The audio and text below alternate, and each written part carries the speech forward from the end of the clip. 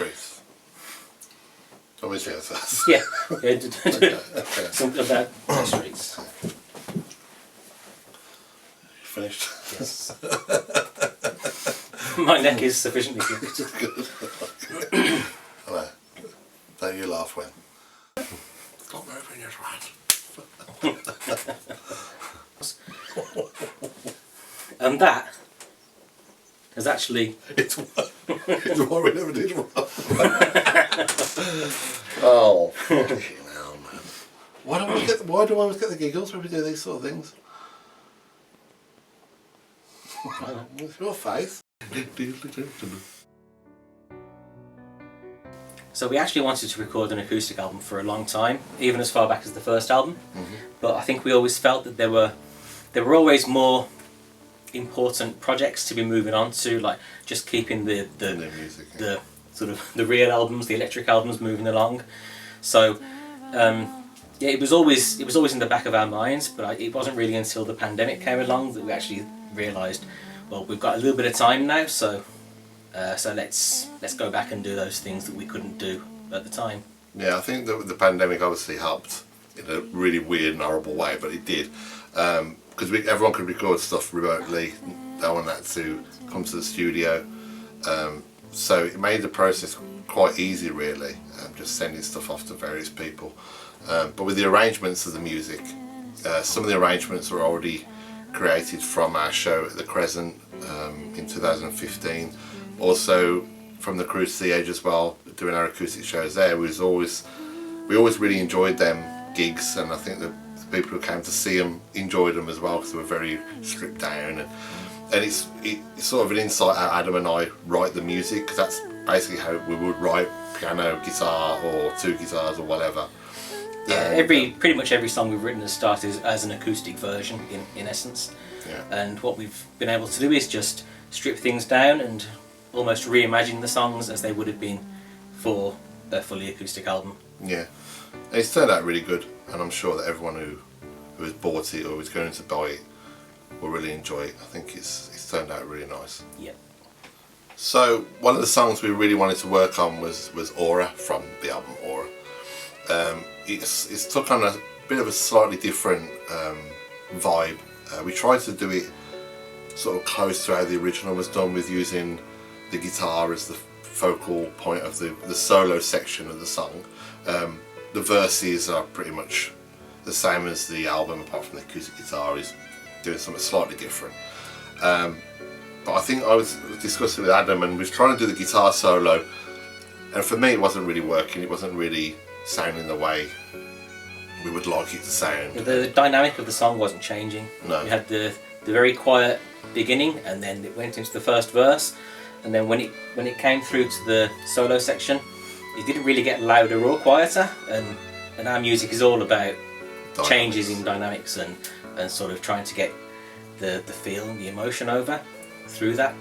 Yeah. And with acoustic guitar, it was difficult to achieve that kind of change of tone. Yeah. So I think it was you that just sort of sent me a message out of the blue saying, how about a violin solo?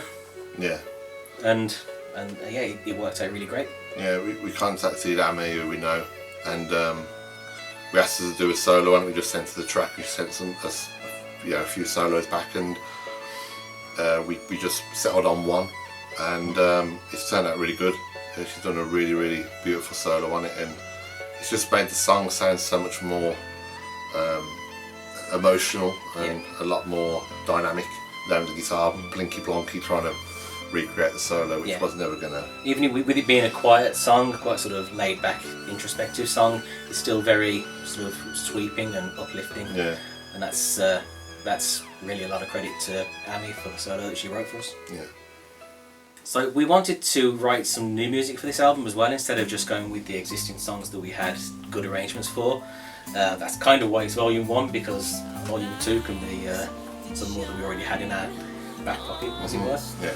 But one of my favourite songs that came out of the writing sessions for this album, it actually started just with a really straightforward, just a jam with the two of us and Luke, didn't we? We worked on some of the arrangements for an acoustic stream we did, and I think it was just me, Luke and Adam in the room, and I just started playing this sort of very slow ding, ding, and then Adam came in with some piano and was like, well, this is actually sounding pretty cool. Just individual notes as sparse as possible, and it worked really well. Yeah, and then Luke just sort of took a solo in he the middle. did. Of course he took a solo. He always takes a solo.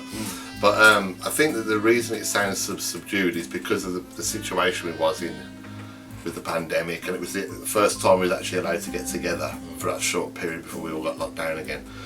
So it kind of had that that sort of very not very dark, but that kind of sort of eerie feeling of sort of, you know, the unknown of what's going to be happening. And so when it came to writing lyrics for the song, I think I just sent you a message saying I wrote lyrics for the song, and you was a bit like, yeah, I didn't think the song was going to have lyrics. Didn't think it needed lyrics. no. But it was one of those situations where Dave sent a demo back saying, I've recorded this, what do you think? And it was like, well, yeah, obviously that sounds great. Yeah. And it wouldn't have been the same song without it. No, and I think the lyrics really depict the situation that we are all in still. There's also a music video that goes along with it, which has been done by Wendy, which is it's sort of like a timeline of everyone's life in the past 2 years of the pandemic. It's 2 years? Nearly, yeah. Nearly 2 years. And that's turned out really good, and that's on YouTube, on our YouTube channel. So if you want to go and check that out, I'm sure you'll get a lot of Like and subscribe. Like and subscribe and click the bell. That's what they say, don't they? I don't know what it does, but click it. Click it anyway. You never know. You never know, you might win a prize. So one of the new songs on the acoustic album is actually one of the oldest songs that we have, that we wrote together. I think it was written in 1991, and it was just acoustic guitar for me and electric guitar with a nice sort of clean tone for you. And on the album, when it's you called... time I used a clean tone back in the day. So at the time it was called As the Mountains Open, but on this album we've decided just to call it Mountains. It's a very stripped back version, because we tried to make a new version that was piano and guitar, and again we had this problem of trying to get the feel right with the acoustic guitar, and we were sending versions backwards and forwards and talking about it over Zoom, and eventually I think you just said, how about just play it on piano and see what it sounds like. Yeah. Because I was getting the backing track off Adam. He played like the piano part, and I was listening to it and I was thinking, it's actually really good. It's really sparse. It's got a lot of atmosphere. It doesn't need a guitar on top of it, which is probably sounds a bit mad for a guitarist to say. It doesn't need a solo when you know, but you know, it's all about the song. We always say that the song always comes first. Yeah, no one's bigger than the song. If it doesn't need a guitar solo, It doesn't have one. then it doesn't get one. No. And it's the same with like all sorts of keyboard solos and stuff. We don't really have songs that need anything like that. No.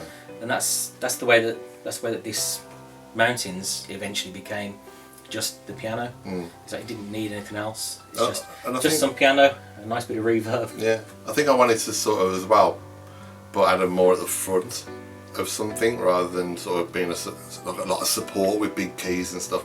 And I wanted to sort of like, so you can actually play the piano really nicely, so you need to hear it. And when you played it, I thought, yeah, that's just done. Doesn't need anything else. I think I recorded 3 takes of that after practicing around it for a while, and the one that's on the album is just the 3rd take. It's just as it was. Yeah, and I like that he used the original intro that we never used before. Yeah, we really and that expanded the song by like 2.5 minutes or something, because we had that intro that was, like you said, we played it once or twice like that, but it never really stuck as part of the song. No. When we just sort of play it. And there was that one finger melody that I had to play on the guitar. It was about 7 notes. There's also an acoustic guitar piece on the album which is called Promise. It never really had a title. When my grandmother passed away many years ago, I went home, picked up my guitar, and I sort of made this tune. It just sort of came out. I didn't really focus on anything, and I always remembered how to play it ever since that day. and I played it to my granddad once, and he said to me, you know, when you ever get the opportunity to record the song, will you record it? And never really fitted on an album, did it? It wasn't really but the acoustic album really was like, okay, I know it's got its time now. So the reason it's called Promises was because I made a promise to him that I would do it. So yeah, that's what I did. So with the song Home, again we had many different versions of that, acoustic and live, not live, but you know what I mean, electric I suppose. But we really tried to again make it very emotional, but it didn't seem to fit quite right. It was okay, but it wasn't really giving it the song as it does when it's performed with an electric band. I think the slight problem that we got with an arrangement for Home is that we kind of hit on the perfect acoustic arrangement of it back at the Crescent gig at the church that we did, where we'd got a string quartet, and it was just really nice, laid back, and then it sort of built and ended up with a sort of drum section at the end and all that. And anything that we were doing for the rehearsal when we were trying to work out the arrangement for this album, it didn't seem to have that same effect. So in the end, almost out of frustration, I think, Dave just sort of went dun dun dun dun dun dun dun. And as a joke,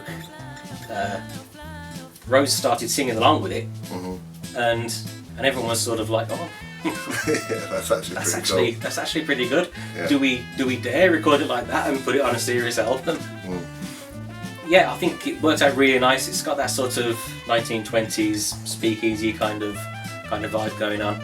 It kind of plays into the feel that we went for on Streets as well, because it's almost like Streets is when you're walking past the speakeasy and you can hear the muted trumpet and all that, and then you go inside and there's the dancing girls and and we've got this sort of almost swing, little nice bouncy little number going on. Yeah, it turned out really good. We did it at the cruise. On the cruise, yeah. And I think people really enjoyed it. It's just so different to what we would normally do. So I think you'll get a kick out of that. I think it's really cool. Good fun. We always joked about having a full swing album where we do swing versions of all of our songs. I think this is as close as we're going to get. So for all the latest news and gossip about iOearth, you can find us. Yeah, there's always a bit of gossip. You can find us at facebook.com/iOearth, and you can join the iOearth family group. And if you go to www.ioearth.com, that's where you'll find all of our merchandise. Especially now, it's important to buy merchandise and buy real copies of CDs from all of your favourite artists. There's also our YouTube channel. We've got all the videos on there, official videos, which is youtube.com/iOearth. They'll all be in the description below. I was running to do that, and on YouTube they go, it's all in the description below. Yeah. So, or it could be up here somewhere, or there. Click the bell. Or this. Is it there? It's probably there, isn't it? Probably there. Where? I don't know. So yeah, like the videos, subscribe to the YouTube channel. So thank you again for all your support, and we hope to see you on the road really soon as it's safe to do so. Yeah. So thank you again for all your support, and we hope. What? Right. John, my hat's too tight. Is it? Told you about that. Ow! Do you hear my neck crack then? Fuck it. I thought it was my chair. Oh, I'm getting old, man. Yeah. Adam, commence. Every time G talks, it's just like. Yeah, you look really pissed. When I start talking, Every time each of them talk, the other one sort of mutters, "God," just under their breath. Alright, just redo that one then. fucking tracker. Ready?